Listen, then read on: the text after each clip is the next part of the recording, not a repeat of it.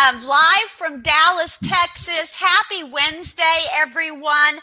This is Kelli, Christina, and I am absolutely so honored to introduce an international public speaker, Michael Bart Matthews, today. Michael has a lot of titles. He carries a lot of titles out there, and I'll let him talk. But he's a CEO, entrepreneur, international public speaker, author, manuscript developer, and the list rolls on. And before we get started and we let Mike talk, I just wanted to let everybody know, how did I stumble upon Mike and Robbie Mathews in Los Angeles, California? I met this dynamic duo on stage during an international public speaking conference, and it was a beautiful conference. But Mike and Robbie Mathews absolutely shine on stage. They deliver dynamic and yet humble messages, and I fell in love with the great Mike and Robbie Mathews couple. So Mike, thank you so much for taking the time with us today, and a big hello from Texas. Well, thank you, Kelli, Christina, and it's a pleasure to be here with you today, and thank you for that wonderful introduction. All right, Mike, are you ready so we can drill you down and find out a little bit about you on this beautiful Wednesday? Yes, let's do a little deep dive and let's get it moving. I'm ready. All right. You know, I wanted to start off with, Mike, could you share a little bit about your childhood, and what do you think at an early age made you develop into Michael Bart Matthews current day? Oh, Kelli, that's a great question. I grew up on the south side of Chicago before I met my wife, and she actually grew up on the west side, but we didn't know one another. And we didn't come from generational wealth, but we both came from loving families who encouraged us to go for our goals and dreams. And the number one thing that encouraged me early on was when I became a basketball player. I knew then at that point that one event can take me around the world, and that's what I strove for as early on. And those basketball skills and drills turned into business as I got older, and that was the number one thing that changed my life early. Having coaching, and that stands into coaching. We'll talk about a little bit later as well. I love it. Okay, so that leads me to my next question. We all know you're an international public speaker. You have multiple businesses and product lines. So how did you get started on the professional career side? Ooh, well, it all started when we became a published author. Here's a cool story. Mind if I share a story with you? I would love it. My wife is she's a retired vice president of a Fortune 500 financial services firm now. But back then, while she was working, she was on a business trip in London. And I decided to write our first book, Financially Speaking, The Best Improvement Starts with Self-Improvement. And when she came back, the manuscript was complete. So she took it, went back to London to do some business, and she gave it to some of her co-workers, friends, and stewardesses on the plane. And they said, Robbie, this book has wings. You all might as well publish it. So that actually became the first wings of our financial education company that we started back in 2007. And it all happened because we became published authors, and we told our story of financial literacy education and what it did for us and how it can change the life of each and every one of the listeners here today. That is awesome. And I could spend hours with you, Mike. You probably know that. And we probably have over the last couple of years. Hey, Mike, I just was wondering if you could take a couple minutes to talk about, some of your driving, why, your purpose, and your reasons for driving, growing your success. Well, when we first started our business, like most people probably start businesses, we started it off with just the attitude of making money. We understood the service component, but as we started to travel around the world, internationally speaking, as you said, we noticed that it didn't matter if you spent the South African rand, the Swiss franc, or the euro, or the United States dollar.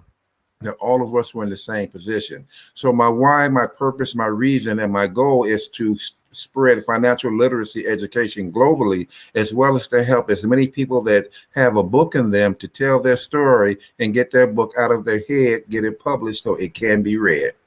I love that as an author out there, and I certainly have enjoyed our connection for many years, and you'll never lose me as an author or a public speaker. Hey, Mike, I know that you just created or you've been working on your newest venture.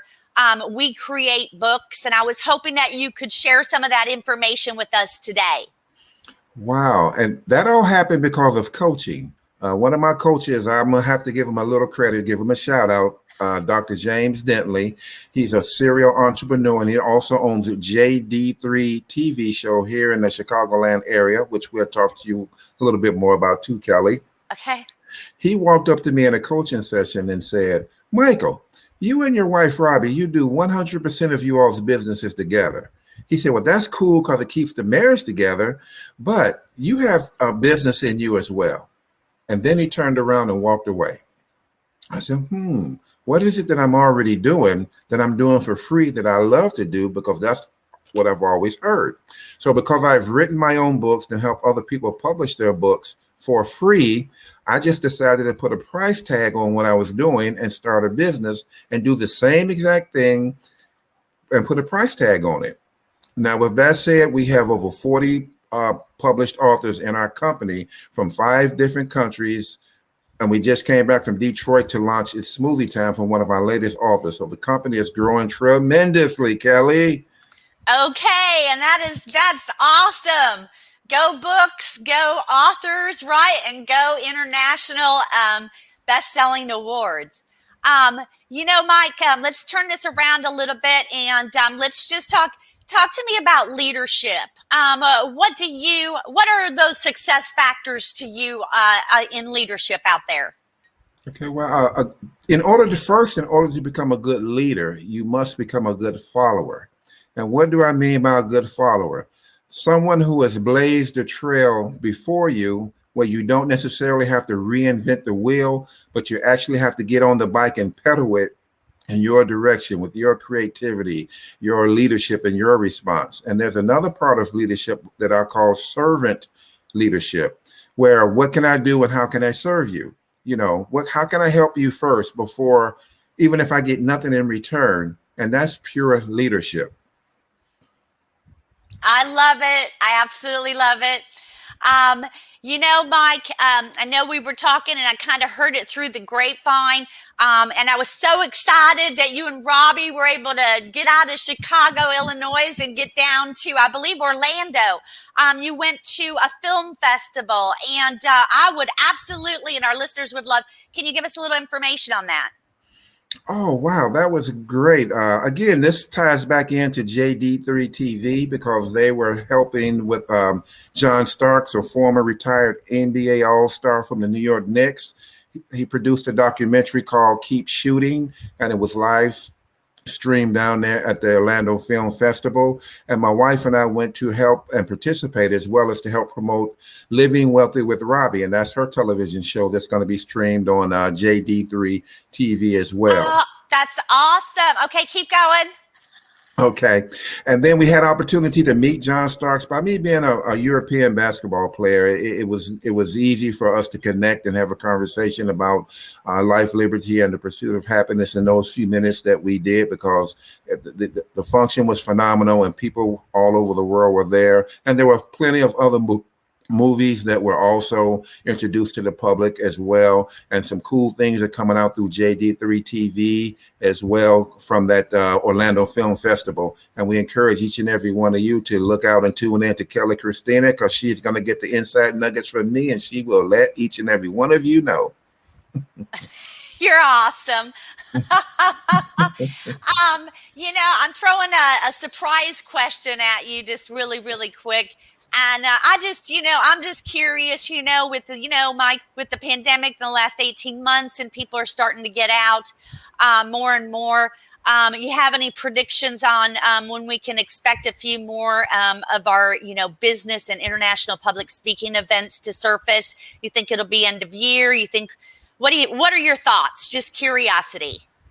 Well, from current past experience during COVID right now, the speaking stages and platforms are slowly opening up. I understand that the COVID pandemic is the number one thing that people want to be serious about. So the speaking venues are slowly opening up. We just went to one here in Chicago with Bill Walsh called Rainmaker, and it was a quite big event. And Dr. James Denley is having an event coming up pretty soon. But we've got invited to come to other events. We just came from Detroit from a speaking engagement. We did practice social distancing, wearing the mask and all of that good stuff. But my predictions are, as long as we as humanity on a global scale can respect the pandemic, meaning do what we have to do, wash our hands, social distance, wear a mask when appropriate, then I think we'll be all right. And then it will open up more platforms and more stages and more Zoom calls and more StreamYards for Kelli, Christina, and other aspiring authors, because you're a powerful author and a speaker yourself, Kelli, bar none. So your stage is going to open up quick, fast, and hurry too. Yes, but progress, not perfection, right? We're moving. We're not quite 150%, but I am excited to get there, and I'm sure you are too. Am I right?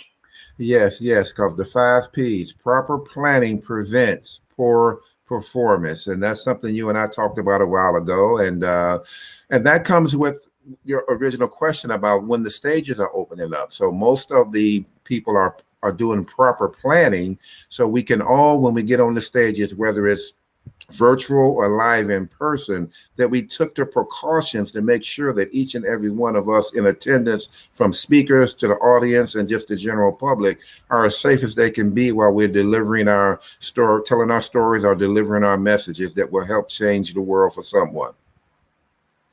Yes, bravo. And I certainly look forward to hearing you and Robbie on stage sometime in the future. And you're a big wow out there. And Mike, I just, on the fun side and of life and balance of life, I just wanted to ask just a personal question. What do you and Robbie do out there to have a good time?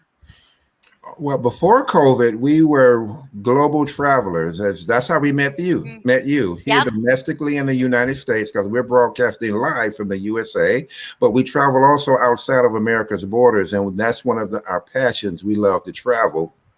So what we did was we kept traveling, but we do it virtually now. So we still travel to 45, 50 different countries while we're virtually on a Zoom call, on a StreamYard call, or on a WhatsApp phone call with our friends and family and business associates around the world. But now that it's COVID lockdown, Robbie and I spend most of our time together, and we love to reconstruct our business. That's fun, because when you find a business that you like to do and you do it for fun and you would do it for free, that means you're not working a day in your life. So what we are doing is we're not working, even though we're servicing several different businesses and several different clients. That's part of our fun as well. And then we love to watch special movies. We'll take a time out and have a movie night after we've been kicked back and took care of some business during the day. And cooking, we both cook. One week I'll cook, the next week she'll cook. So we'll share and we have a competition who cooked the best meal that week. And we have fun like that as well. So we have a multitude of things to do. I love that. And you just touched upon something in the matter of, ambition, success, jobs. You just talked about enjoying your work, and bravo on that message, because you are right. If you do enjoy your job, then it's just, I don't know, life is happier, right? Exactly. It's all about the dream. And it depends on, back to one of your questions, if you know your why, your reason or purpose, or your goal or dream. So choose a wish, find a dream, pick a shooting star. Let your hopes and spirits soar high and free and far. Reach for the unreachable, then stretch to touch the sky. Know no dream you treasure is too far away and high. Believe in the impossible, then work and try and do. For those of you who dare to dream, you can make your dreams come true. It's about the dream, Kelli. That is awesome. All right. Well, please tell Robbie I said hello. Sending much love to Chicago, Illinois from Texas. Michael Bart Matthews, thank you so much for taking the time with us, and have a beautiful week. And thank you so much. I met a sister when I met you, Kelli, and I just thank you for your love and kindness. Thank you. Back at you. You've been a blessing for many years. All right. Thank you, my sister. Bye. Bye-bye.